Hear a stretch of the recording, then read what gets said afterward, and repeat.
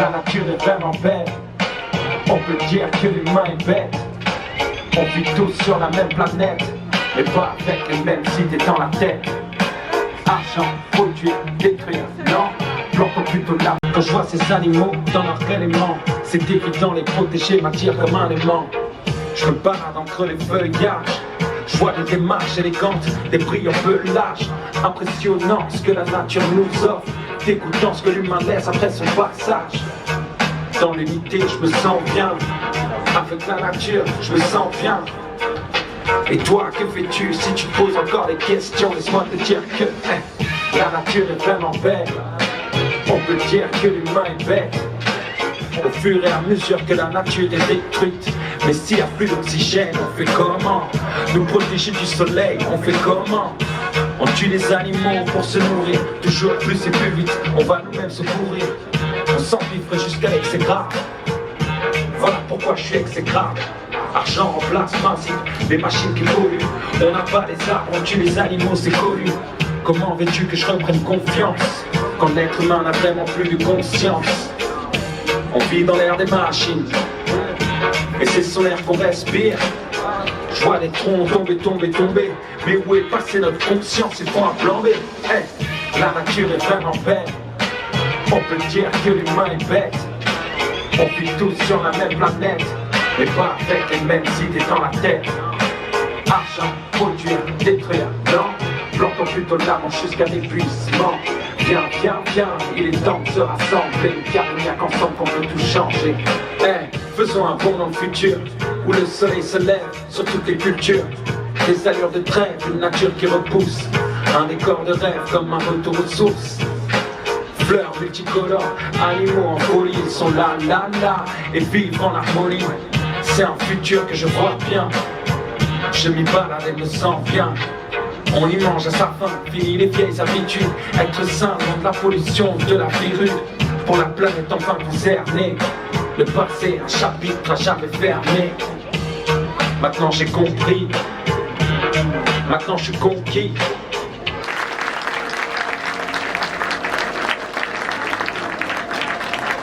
Cette 16e édition vous fera voyager autour de l'empreinte.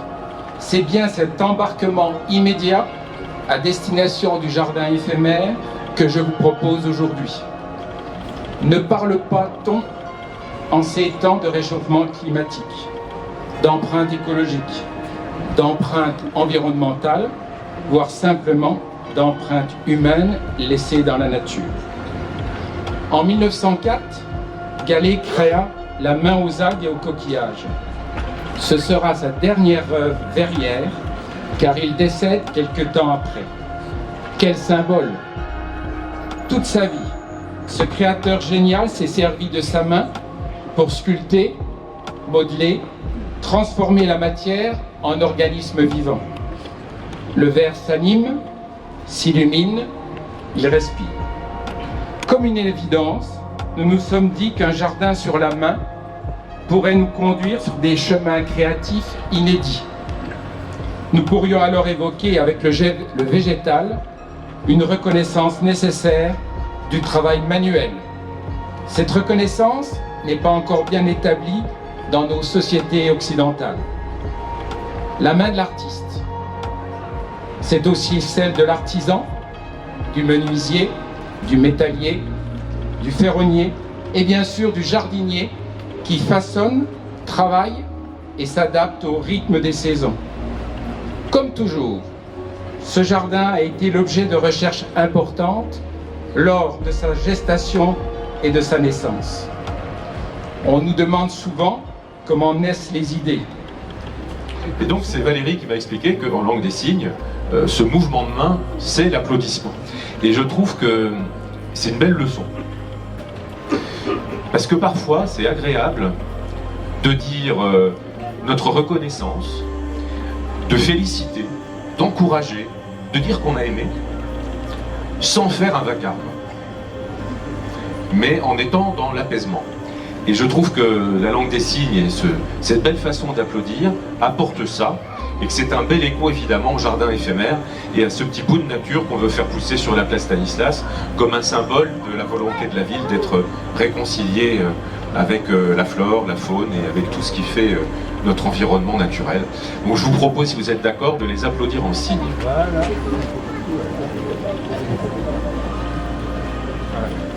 Il a été lancé en 2003, c'est devenu un rendez-vous incontournable de la ville pour marquer une saison qui est une saison particulière.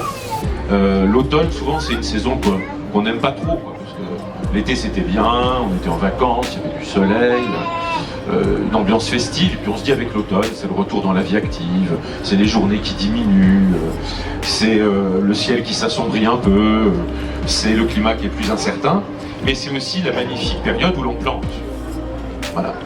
Et notamment dans une ville comme Nancy, où chaque année on veut accueillir plus d'arbres et donner une place plus grande à la nature, c'est la période où vous allez voir, dans les chantiers conduits par la ville et la métropole, les arbres arriver. C'est donc une période aussi où finalement on prépare la vie, le nouveau cycle de vie qui va arriver au printemps. Je le dis parce que c'est important de prendre la mesure finalement du sens du temps. Il y a aujourd'hui une forme d'impatience qui s'exprime et qui n'est pas la bonne réponse à l'urgence écologique. Oui, il y a une urgence écologique, oui, il y a des générations passées qui n'ont pas forcément compris les choses, oui, on a tous forcément une pensée pour le président Jacques Chirac, qui a été le premier chef d'État quand même, hein, dans une enceinte internationale, a consacré un discours à cet enjeu écologique, avec cette célèbre phrase de la maison brûle et nous regardons ailleurs. Mais cette phrase dit bien aussi le temps qu'il faut pour éveiller les consciences et pour les tourner avec la bonne acuité, avec la bonne mesure vers ce qui doit être fait. Et si on est humaniste, on sait, avec nos qualités et aussi avec nos défauts. Voilà, donc ce temps que nous avons pris à prendre conscience, acceptons-le, simplement engageons-nous de manière résolue, de manière irréversible, de manière tenace et volontaire, dans une autre façon de conduire nos politiques publiques et d'aménager nos villes, qui nous permettent de surmonter ce défi de réchauffement climatique, de nous adapter, de l'endiguer et de nous réconcilier avec la nature. En tout cas, c'est la voie sur laquelle je trouve ce jardin éphémère invite à s'engager, monsieur le directeur. Et c'est la voie sur laquelle je pense qu'il faut qu'on aille. Voilà. On ne conduit aucun grand chantier humain par l'invective, par les leçons de morale incessantes, par les interdits, par le fait de brimer l'initiative des gens, par le fait de culpabiliser et d'être finalement dans un climat de combat, dans un climat quasiment de guerre. Et assurément, la nature, la planète, l'union de l'humanité avec la nature mérite bien mieux que cette façon de voir les choses. Donc à Nancy, et le symbole de la main c'est tout ça, à Nancy, ce que nous souhaitons, c'est effectivement faire en sorte que les citoyens s'engagent pleinement dans cette transition écologique, que ce soit leur œuvre, autant que celle des élus, des services, des professionnels, des experts, des chercheurs, qui en savent plus que nous tous réunis, bien sûr, sur ce qu'il faut faire pour la nature, pour la qualité de l'air, pour la qualité de l'eau, pour la biodiversité, pour habiter en respectant la nature, pour se déplacer en respectant la nature, pour manger en respectant la nature, on espère quand même encore un peu faire la fête en respectant la nature, pour être ensemble en respectant la nature. Et c'est la raison pour laquelle tout le travail des parcs et jardins est un travail exemplaire. Ce jardin éphémère, c'est plus qu'un mode d'emploi de la transition écologique à Nancy. C'est aussi un véritable événement populaire. Il y a des centaines de milliers de personnes chaque année qui viennent le visiter. Alors certains sont des Nancéens. Ils s'allongent un peu, ils se retrouvent là, profitent de la nature toute proche.